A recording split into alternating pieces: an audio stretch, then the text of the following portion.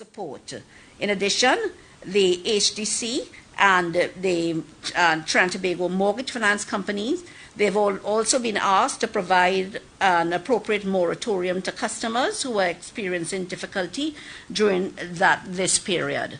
Also, the Agriculture Development Bank, the Minister of Agriculture, Lands and Fisheries, has confirmed that they too are offering concessions to customers. And of course, on an individual basis, it is expected that the customers will approach the ADB for the new arrangements, new soft arrangements that will take place.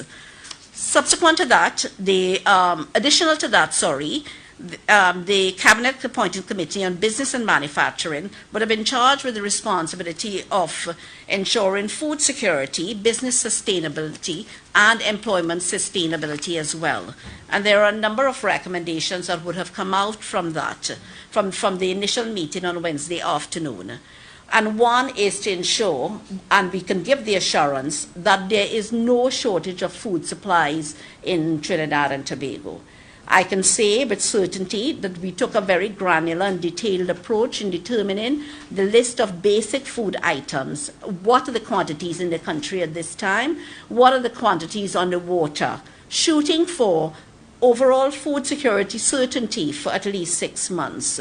And we're pretty much satisfied that there is food in the country, there's food on the way, at least for the basic items, and of course, there will be foreign exchange support, almost to the tune of $100 million to all of these importers and also manufacturers requiring input into their food and beverage sectors. That is going to be managed largely by the Exim Bank, which has been, as you know, conducting a facility for financing arrangements for inputs into manufacturing, foreign currency support system. We are going to be assisting in terms of ensuring that the support is going to be given to the right particular individuals and businesses that are involved in the importation of food, cleaning supplies, and medication, all of which we term emergency supplies, so that to ensure that there's the least disruption possible in satisfying the needs of our citizens at this crucial time. In addition, we have interfaced with the Customs and Excise Division of the Ministry of Finance, Chemistry, Food and Drugs Division, and also the Plant Quarantine Services, all of which are involved in terms of expediting border clearances. And we have the expectation and the clarification and the satisfaction that they will be doing what is required of them. In addition, we also have the satisfaction from the Port Authority of Trinidad and Tobago that there will absolutely be no interruptions in service to Tobago via the port and via the arrangements with the vessels. We have certainty from the Ministry of Works and Transport and from the port that there will be no disruption in the supply of goods to Tobago. Carl has also given us all certainty of arrangements to transport passengers from Tobago to Trinidad and vice versa. Again, so the usual service arrangements are in place, so the times, etc. But where, of course, there are empty planes, they would seek to consolidate these loads, and that is expected. Also, in terms of business continuity, particularly related to agriculture, the Ministry of Agriculture is to utilize an appropriate acreage in Chaguaramas to accelerate efforts to increase local production of fruit and vegetables, and that is short-term crops in the first instance. The ministry will also utilize a 100-acre seed bank to provide a buffer and just of supply to any shortfall from farmers, and this is going to be done at no cost to farmers as well. We've also interfaced with hire purchase companies, that is I.A.N Finance, I.A.N Finance, Standards, Courts, more than 125 customers in terms of deferrals and of loan payments on a case-by-case basis. I.A.N Finance has specified that they will in fact give 3-month deferrals, but it's going to be done on a case-by-case basis. With regard to strengthening the social protection system, the government has agreed to provide additional food support and additional food support, additional income support, additional accommodation with regard to rental assistance, and so that where through the banks there would be mortgage assistance in terms of deferrals and softening of rates.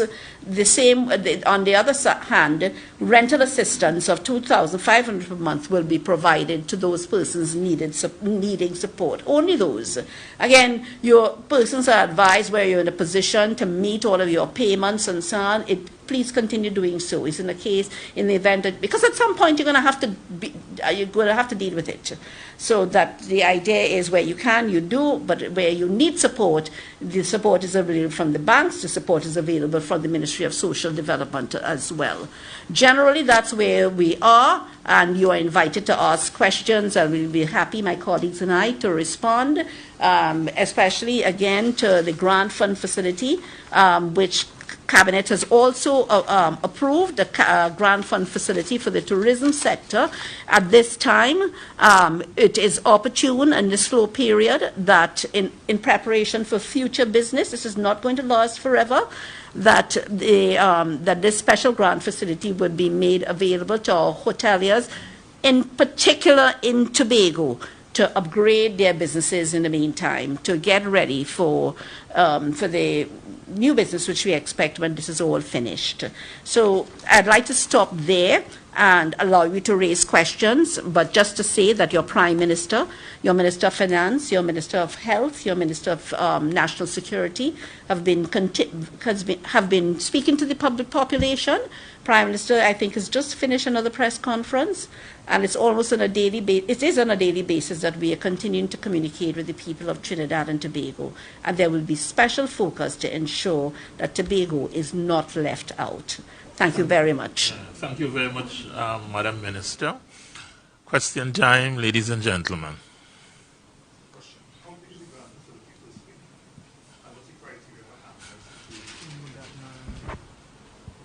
Yes.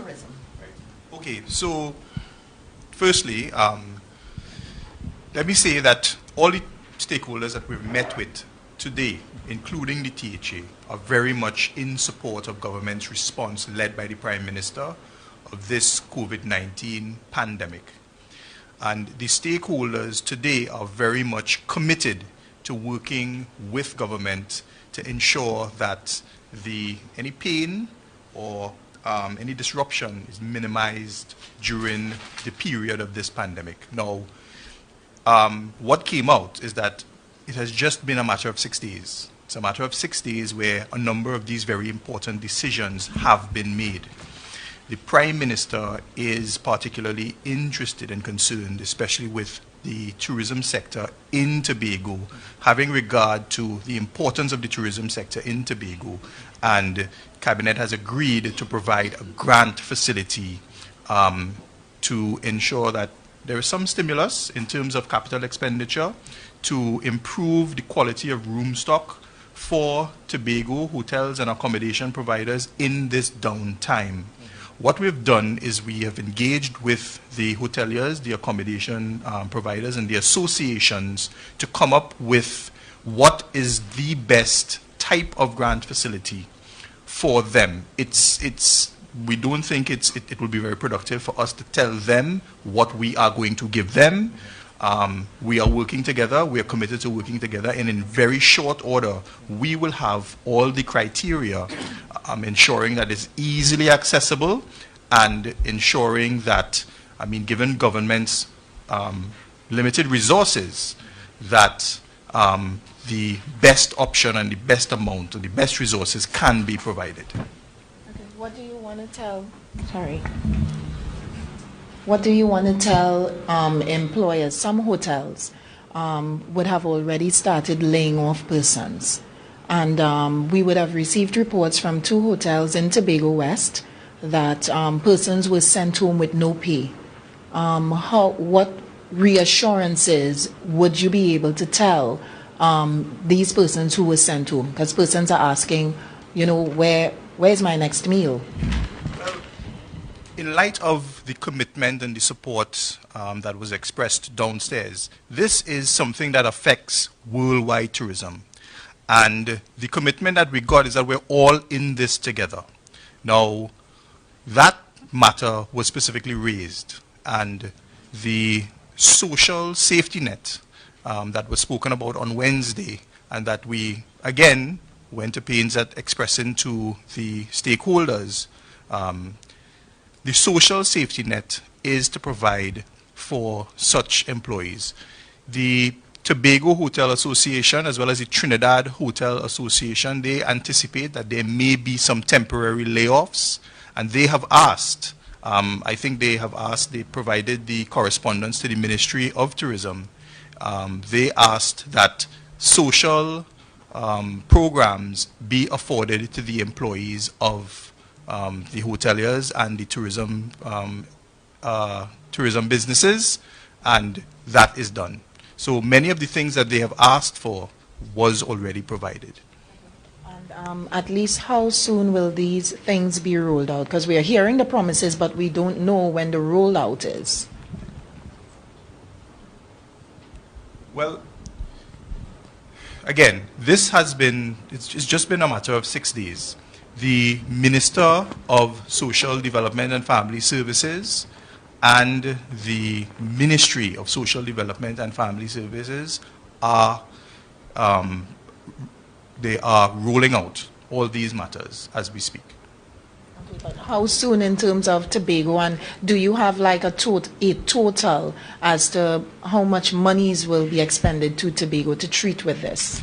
Okay, so we go to Parliament on Wednesday of next week to deal with the financing for these measures. So shortly thereafter, we should be able to actually put the measures in place. And in the meantime, we are moving ahead with determining what structures we set up to allow us to expeditiously implement. What I would like to say is that in our discussions with the business community that we held in Tobago between Monday and Wednesday, we requested of them and received their support in terms of this crisis. We said to them, as Minister Mitchell just said, we have to be in this together. It can't be that all of the burden of this period falls on one entity. So we have asked the business community, to the extent that they can, to support their employees at least through the initial stages of this issue. The TT Chamber and the Manufacturers Association have committed to have their members keep their employees on the payroll for at least another month while we assess where we are going with this. And we are asking the business people in Tobago, to the extent that they can, to do the same thing. Where they can't, the government measures will come in and the bank measures will come in to provide some support and bridge the gap. Yeah, what I could add, Elizabeth, is that we have decided that in the Division of Health, Wellness and Family Development, we'll create a dedicated track so that these persons can use that mechanism to submit their applications and have it dealt with speedily by reference to the arrangement with the Ministry of Social Development. And an appropriate advisory would go out early next week, if not Monday and Tuesday, so that persons will know where to go to do the applications. Once Cabinet Parliament would have done with the measures and so on. And staying with you, Mr. Chief Secretary, Also, as Education Secretary, hundreds of Tobago's children are now home. With respect to the school feeding program, because a number of children have reached out to us at TV6 with respect to where their next meal would be. How soon? Did you say hundreds of students? It's interesting because hundreds of students have not reached out to the division. But what I can tell you is that consistent with the national policy where persons in need, yes, and who would have benefited from the school feeding program and are so desirous of continuing, they will be absorbed into the food card program. And I can tell you, as of yesterday, I had the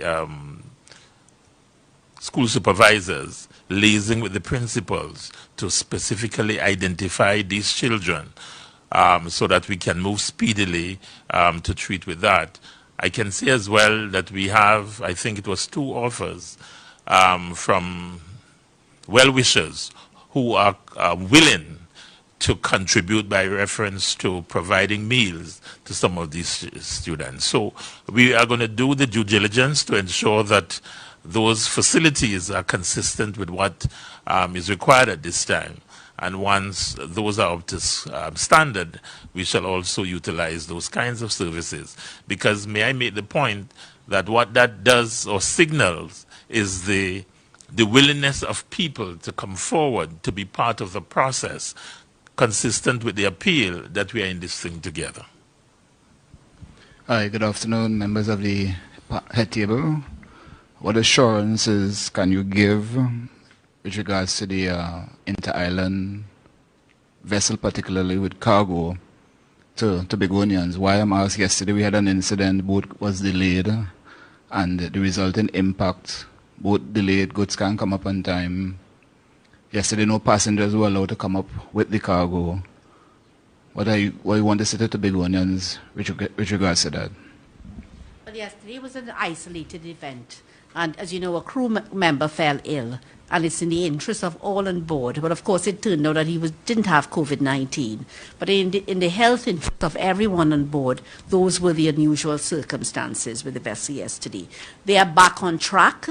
And I actually have a statement from the port. They have released a statement, but that apart, they have assured us of the continuation of services as usual. Today, you would have had your normal service. If you just give me a moment. Yes. There are 2 passenger ferry sailings from Port of Spain and 2 from Scarborough daily, as per the schedule in releases. Wednesday only has 1 sailing each way due to the maintenance day for the, I think it's the JDVLV. As well as the and the TT Spirit as well. That's right. The cargo vessel, MV Cabo Star, is sailing daily, 1 from Port of Spain and 1 from Scarborough, with cargo only, so that the truckers are putting the cargo on the Cabo Star, and they are being transported on the ferry. So they are very clear arrangements, and there should be absolutely no disruption with supplies to Tobago. Good afternoon. For the next DeVoe from 91.9 FM, I want to direct this question to Minister Mitchell. With respect to the grant and facilities being put in place to support persons who would be displaced from this pandemic, I haven't heard per se any direct mention for people who work specifically with tourism products, divers, glass bottom boat operators, people who make crafts, and that particular kind of thing. Does the facility consider those persons? We've heard about hotels and guest houses. Which facility? Grant facility? The grant facility, or any support for those business persons that operate glass bottom boats, divers, etc.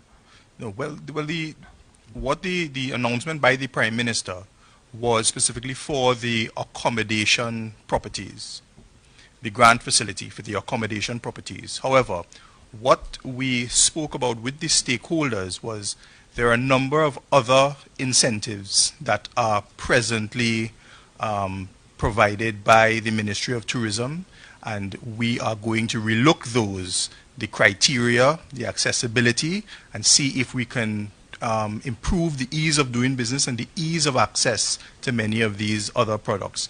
For example, the government loan guarantee program, where government guarantees the loans of tourism accommodation providers as well as tourism-related businesses up to $10 million, as well as subsidizes the interest rates. So we're going to relook that program. Under the Tourism Development Act, there are many incentives that are provided, and we're going to relook how we can improve the accessibility by the tourism providers, tourism stakeholders in Tobago to those incentives. Just to add to that, we had the pleasure of having Financial Secretary Jack at our cabinet meeting on Wednesday, where we were discussing these measures in detail. And one of the things that the Prime Minister did on that occasion was to ask the Secretary to come up with a list of measures specific to Tobago for our further consideration. So we had the meeting to discuss measures that Tobago is looking at, and we're also waiting on the formal submission by the THA for further measures to deal with the Tobago particular situation. Thank you. And just to go across to the Secretary for the Division of Health, Wellness and Family Development, yesterday at the press conference we mentioned the pandemic leave, and I'm just interested to find out how the pandemic leave transition into Tobago, its acceptance, and whether the pandemic leave is working in Tobago for persons affected by COVID-19. Yes, just to say, on pandemic leave, we prefer not to deal with any specifics at this time. I'll tell you that the committee came up with the proposals last Saturday. It went to NTAC, the proposals, so that we can be informed by business and labour. Following from that, it came to Cabinet, and it's now going to go to the Finance and General Purposes Committee on Monday morning for the detailed look at each of all of the issues falling under it. So you can expect something from us early next week about the details of it. We wouldn't want to offer any positions that, probably may change or so. Yeah, but it's receiving the close attention and urgent attention of the Cabinet. Okay, good afternoon. My question is for Minister Gopiskun. You indicated that the country we have enough food supply to last at least 6 months. But there is the case of panic buying a lot both in Trinidad and Tobago. Have you all discussed any restrictions with the supermarkets, as the case may be, to alleviate the running out? Because we are saying we have, but persons are overbuying, they are stocking up. What can you give any guarantees? But let me clarify. What I confirmed is that there's 2 to 3 months supply in the country, but there are continual shipments on the way. And with the foreign exchange intervention of close to 100 million, which Minister of Finance has spoken of, it means that those persons who would have been restricted from getting more orders would have their bills to clear. Now that they can clear their bills in the foreign jurisdictions, they can then expect to have more orders on the way. So the line of sight for us is that there's a 6 months supply of food in the country generally. So you still have things coming in and so on. No, we have not dictated to supermarkets that they should offer restrictions on particular products, but I note that some supermarkets have done it. PriceMart has done it, and I think it's only fair. I mean, we will not intervene, but I think it's only fair, because what you have is those who have and can are buying 12 of something when they should buy 3 of it and leave it for somebody else. That is really unreasonable. I mean, when you look at a thing like hand sanitizers, everybody wants to have hand sanitizers, but those can afford will buy a case. And that's so unfair. But and let me just say on that point that our local manufacturers are stepping up to the plate. And I think there's somebody in Tobago, the gentleman I would have spoken to, J-Mac, is it? I think so. So J Mark is also producing hand sanitizer. So I know that's for Tobago. But again, the supermarkets are going to, at their discretion, impose some restrictions. We are not getting involved in that. Some of them are saying we have shortages in a few things. Well, perhaps they have not stocked up enough. These are the particular smaller supermarkets, but we have asked, as I said, we have asked the TTMA and the Chamber to please ensure that supermarkets across Trinidad and Tobago are offered supplies and not just the main supermarkets. Then all this overbuying and panic buying, which is not necessary. Again, it means that if they panic buy and they stock up in their homes, it means that they will not need groceries for the next 2 months, right? So even though you may see less on the shelves, it means that the stock is really in their homes. Yeah? Okay, so just to add a couple of things to that, we really want to appeal to people to be reasonable. There are 1.3 million people in Trinidad and Tobago, and we all want to protect ourselves from COVID-19, and we all want to be able to eat and drink while we go through this. So please be reasonable in your buying. Yes. Secondly, we are aware of the concerns regarding being able to continue to feed the nation over this period, because it is not only a matter that is affecting Trinidad and Tobago. Countries around the world have people who are hoarding food and demanding more and so on. And unfortunately, a lot of our food is still imported. So the Minister of Agriculture has been given a mandate to start immediately a program to plant short crops to supplement what we import, and we are also looking at doing the same thing in Tobago. He also has a mandate to make seeds available to farmers who are interested in expanding their production and to individuals who want to start kitchen gardens. All of that with the aim of ensuring that we have enough to eat while we go through this period. I have another question. And with the increase, with the panic buying, we are seeing the play of demand and supply happening, and the supermarkets in particular, you are seeing price gouging.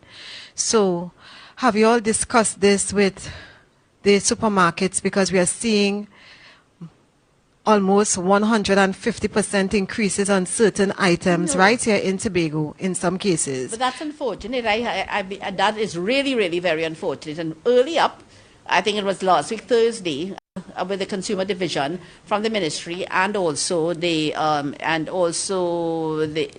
Fair Trading Commission, and we attended to the matters of price gouging and so on. As you know, price gouging is not illegal. It's not.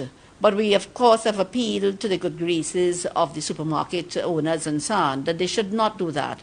What we've found is that there are instances where some things would have been brought in by air freight rather than sea freight. So there's a natural cost attached to that, but that would cause some food and some price increases.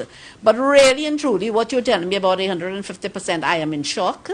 That should not be so. We've made this appeal. Don't be unreasonable, because we're going to name and shame. The Consumer Affairs Division, our members have been in supermarkets this week, and I would want to think that those in Tobago are also doing the same thing. And we are going to publish so that the consumer has a choice of where they're going to make their purchases and how they're going to make these purchases. At the end of the day, you have to live through these circumstances. If somebody has something that is selling at an exorbitant price, please don't buy it. Please don't. And we are going to be putting on social media the comparison of prices and that are there for the consumer. But the consumer is uppermost in our minds. And of course, at the level of the Fair Trading Commission, we are looking out for those that are price fixing and that kind of thing. Those that are making a special contract arrangement with special conditions, you know. You don't buy, if I'll pay you 50,000, only sell my products, don't sell another brand. Those are the kinds of things that if the Fair Trading Commission will be looking at. Those who say, okay, I will sell in one location, you will sell in another location. By that, because then the supermarket owner so they can't say, well, can I buy? Let me shop around and see what's available. Then that's not the case, because you have already decided, oh, I'm only going to sell this area and you sell another area. You see all of that fixing of locations, price fixing. and conditions attached to contracts, there's a fine attached to that. I think it's something like 10% of your annual turnover or something like that. So this commission is now fully operational, the Fair Trading Commission, and they are in the field, encouraging rather than being a policeman, but encouraging people to do the right thing. My final question is for Secretary of Health, Mrs. Iverson Celestine. Our newsroom have been inundated with a lot of calls over the past 24 to 48 hours, and this is in relation to persons who may have traveled to destinations that have positive cases of COVID-19, persons who are in Tobago right now and who are expected to be in self-isolation, and they are not. Is there anything at this point in time to ensure or put in place to ensure that persons who are supposed to be, isolating, to do that at this time? We currently have quarantine facilities in place, but if you know of any such persons, please allow them to, please ask them to share their information with us in the Division of Health and Wellness, so that we can treat with it as soon as is possible. Yes. Good afternoon. Akin Labihola, Tobago Channel 5 News. These questions are for Minister Gopi Skoon. I'm not sure if you can answer, but I think you're the best suited person. The government would have said they would approach banks to about loan deferrals. Just for clarification, are those loan deferrals across the board, or are they just for persons who would have come under financial strain due to the restrictions put in place with the COVID-19 situation? Right, and indeed, subsequent to the central bank adjusting rates and so on, almost all of the banks have come out and they've made media statements. The media releases are there about what they are prepared to do in terms of waivers of fees, softening of interest rates, deferral of loans, etc., deferral of mortgages. Your mortgage rates automatically have gone down, and they would be advising customers on that. But each of the banks, with their individual positions, have come out to the public to say what they can do. So generally, those are available, and I can't say, I have to be very careful about speaking for one institution rather than the other. And also, I want to say again, with the hire purchase arrangements, courts, because these are the people's banks, in a sense, courts, I.A.N Finance, and also standards, all of them have made their offerings in terms of dealing with the customer on a case-by-case basis. I.A.N Finance has said 3 months deferrals, but again, they would want those persons to come in to discuss the arrangements and so on. But I suspect as well that since you asked the question and you're representing a newsroom, what needs to be emphasized is that deferrals are not waivers. And it's easy for us to miscommunicate. So that people need to recognize that if they're facilitated by deferrals, they would have to pay at a later time. And in that regard, I remember the Honorable Prime Minister signaling that if you can afford to pay, and that needs to be said very forcefully. Thank you very much. Minister, concerning the foreign exchange injection, I know that the Secretary of Finance would have said earlier this week that they would appeal for a certain allocation to be made for Tobago importers. I don't know if that discussion was had and if you have a figure that you could share with us. No, but we have an overall figure of about, and Minister was thrown to the press and came up with a figure of about almost 100 million. And I think he's right based on what we've looked at in terms of 2019. So Tobago's importers would be considered as well. So they would make their case. I don't, it hasn't been rolled out. I would imagine it'll be rolled out pretty soon, but they will be in a position to make their case to the Exim Bank. And of course, some of them will also be getting foreign exchange from their personal bankers. So that is on. Okay. There's something I wanted to add as well, because I'm not sure if you're aware of it, that the Ministry of Works and Transport have also introduced a 5-month waiver on the renewal of your driver's permit. I'm not sure if you saw that one. So that the holders of driver's permits, taxi driver's licenses, badges, certificates, and other documents issued by the licensing authority that expire during the period 27th of March 2020 to 31st of July 2020 shall be deemed to be valid until 31st of August 2020 or a later date as the Minister of Works and Transport may specify. So again, those persons do not have to think about going in to renew their driver's permit during that period. And that one is more attractive. It's not a deferral. You actually get off there for a few months. So it will be deemed to be valid, and no worries. You go back in after the period, after 31st of August, and then do your renewals. Okay, final question for the Chief Secretary. It was mentioned today that they plan to set up what I believe would be a mega farm in Chagaramas. Am I correct? Yes. Short crops first. And it was also mentioned that there was a plan to execute it in Tobago as well. Was the discussions concerning that mega farm in Tobago just had today, or did the Executive Council discuss it previously? Well, I didn't understand the minister to say they're going to set up a mega farm in Tobago, because what I know is that we will ramp up our production capability, particularly at Louisdor and Goldsboro. That is what we will do. I can tell you as well that I propose to meet with the Agricultural Society early next week, once we could mutually agree on a date and time, because it is their members who at the end of the day would have to commit to the production of more food. You are aware that over the last couple of months in Tobago, we had sought to ramp up our food production capacity and initiatives, because we had URP, for example, extending their reach into that area. And I'm sure by now you may have participated in consuming some of those pawpaw that we grew at Roxborough. If not, you have lost out. Yeah, but we, and in addition to that, we will also ramp up our production of seedlings.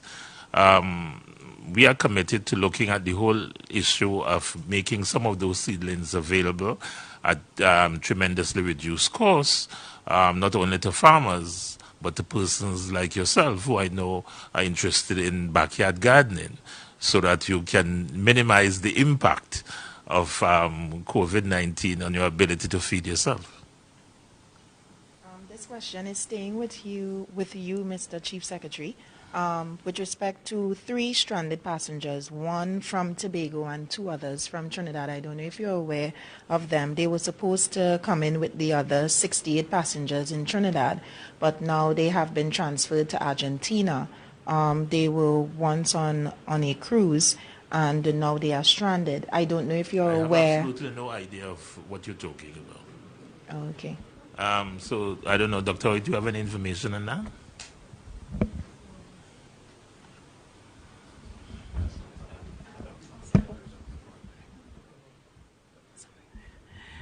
Yes, so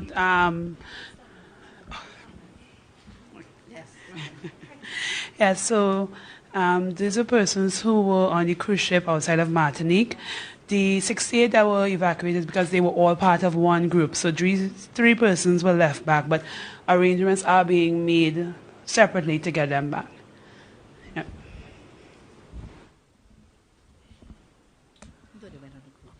My question is for Secretary Davidson Celestin. Can you give us an update on the persons who are quarantined in Tobago at this time, please? In terms of providing you with information, there are so far 16 persons quarantined at a very secure facility, and they will be there for a period of 14 days, and they are under observation. None of them so far have shown any signs of any flu-like symptoms or anything of that sort. But as a part of the protocol, we have to ensure that we do this to, mitigate and manage the COVID situation as much as possible. All right, and my other question is for Mr. Charles. Now, this situation is one with the THE with some employees at the Division of Agriculture, and they are indicating that they have not been paid for the past 4 fortnights. They are saying that we are in a crisis and they are unable to fend for themselves because they cannot pay their loans, they cannot do any stocking up to safeguard themselves. Can you give us an update as to when these individuals would be paid their salaries, their outstanding salaries, please, and what may have been the cause for this? Thanks. Well, what I can say to you is that I'm aware that requests for releases have been made, and those releases, Joel, yeah? Those releases have been honored, those requests? Thank you, Chief. Just to inform that the releases were issued today, but the payments for outstanding salaries for those workers have started, and thus far Agriculture has informed me that at least 3 fortnights have already in the bank, payments already issued in the bank, and the 4th and 5th fortnights are outstanding, and they're processing them so by next week. It was an administrative delay, and again, we regret the delay in terms of payments. As you're aware, we are ensuring that we maintain that 10 working day payment window, and that we have put things in place in the past, such as the ACH, to ensure that our employees are paid on time. So again, that matter is being addressed, and as it relates to the suppliers, we are working on ensuring that all outstanding suppliers are paid during this period. And again, with the support of central government, and we will receive the necessary supplemental funding to treat with the critical and major issues as it relates to the COVID-19 virus and all the supporting mechanisms. My question is for Minister Mitchell. There were some Caribbean countries, well, Antigua and Barbuda in particular, were very hesitant to close their doors to tourists, given the importance of tourism to their economy. In speaking with the hoteliers, the Tourism Association here in Tobago, what was the concern in terms of, shutting the doors and the impact directly on those who involved in that industry? Well, I can't speak to what the other islands did, but I can tell you that the stakeholders were very much in support of government and government's decisions, and how proactive we were in trying to ensure the safety and security of the citizens, which really is paramount. I mean, the economy, the health sector, and the dangers that this pandemic poses to that far outweigh the benefits that may accrue to the tourism sector, because we're all in this together, and we're all at danger if this were to really hit Trinidad and Tobago. And my second question may seem a little cynical, but I know it's all about challenges. We're all coping with trying to find the best solution to the circumstances we are faced with. But any positives you all are seeing? I mean, you all are here in Tobago. What positives are you all seeing despite the obvious threat of the coronavirus? Well, I could speak to that. I mean, I can report that the Tobago Hotel and Tourism Associations have been very, very, very proactive in reporting to the Ministry of Tourism the types of incentives that they would like to see in getting out of this thing together.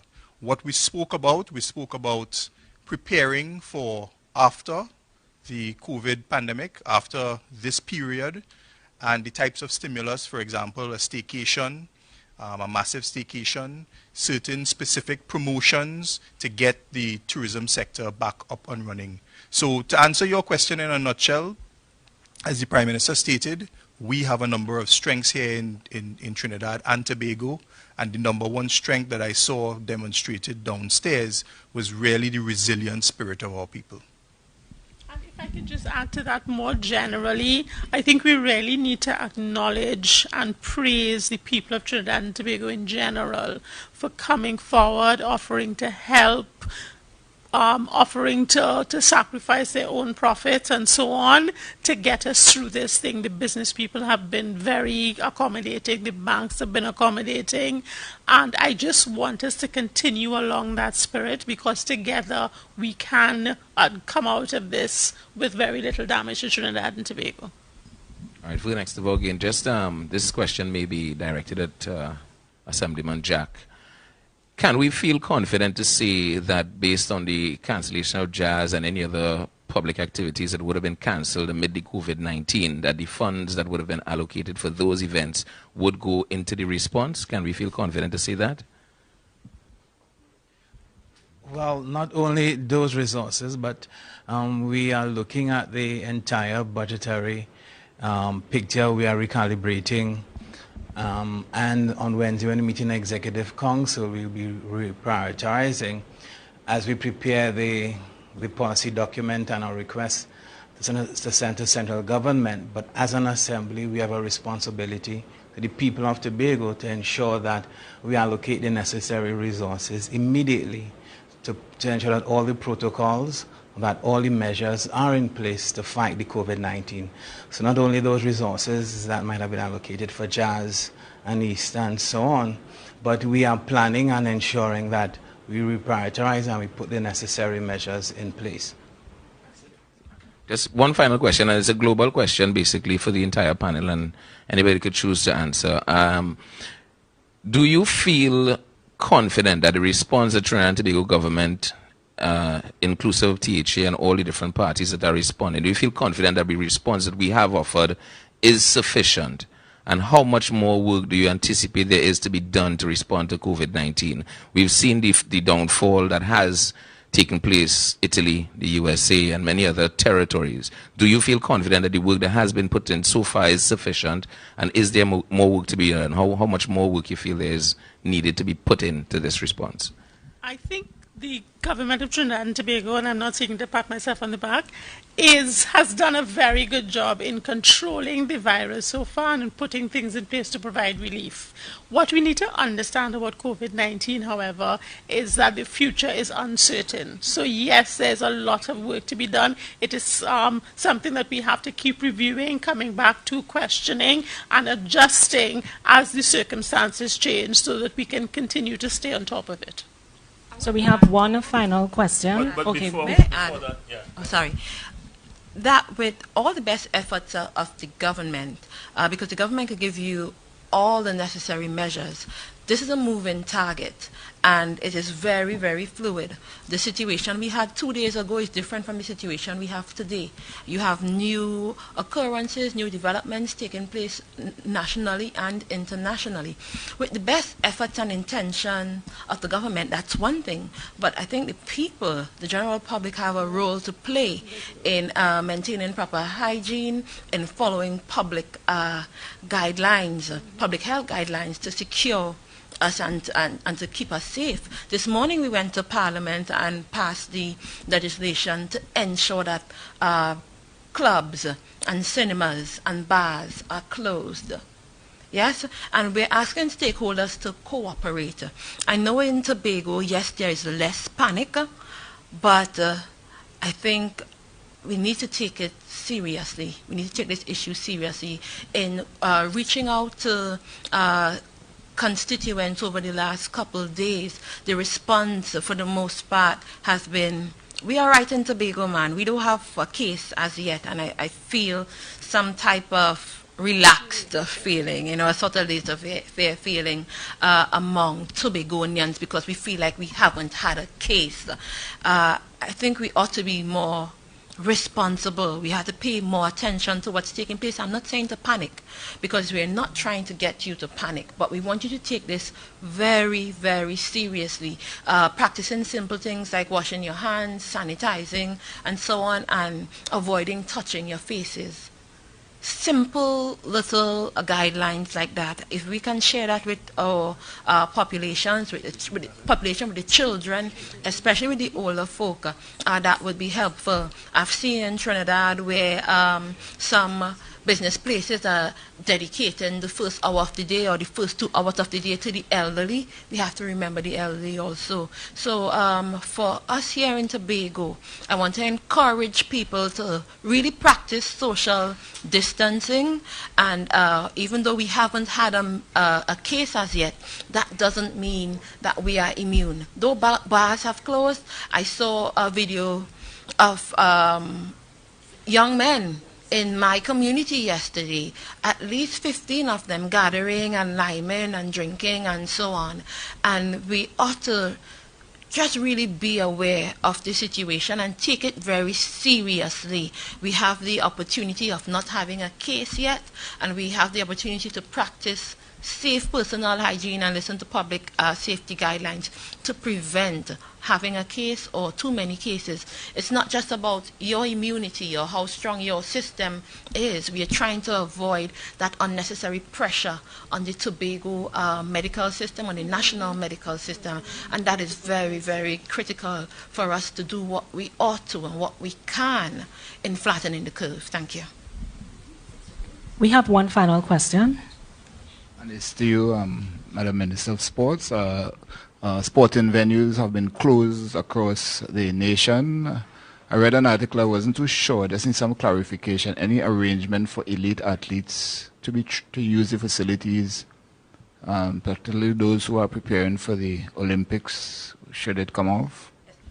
We're doing on a case-by-case basis for elite athletes who are preparing for the Olympics, for them to make their request to the Sport TT in Trinidad for the facilities in Trinidad, and to the Dwight York Stadium facility manager here in Tobago. So we are making arrangements and preparations and accommodating the elite athletes who are preparing for the Olympics.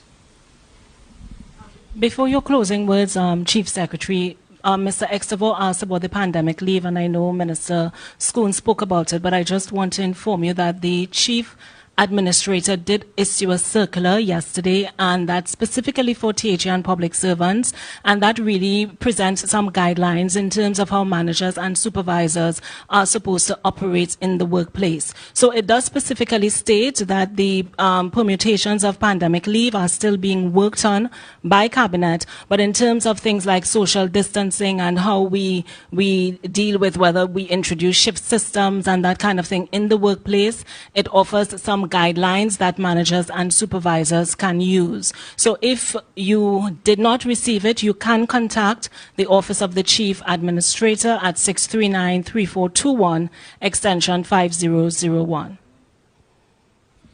Thank you very much, I.A.N. And let me, in closing, thank all of you, members of the media, for your prompt response to today's invitation. Let me also thank the ministers sitting at the head table, including, of course, Minister Shamfa Kojo, who couldn't wait till finish her stint at Parliament to get back to Tobago to join us here. So thank you all very much. And, of course, I think the missive, if I were to call it that, by Shamfa is particularly important, because at the end of the day, it really rests on our individual behaviors. Today I was in the meeting and I saw a call coming from one of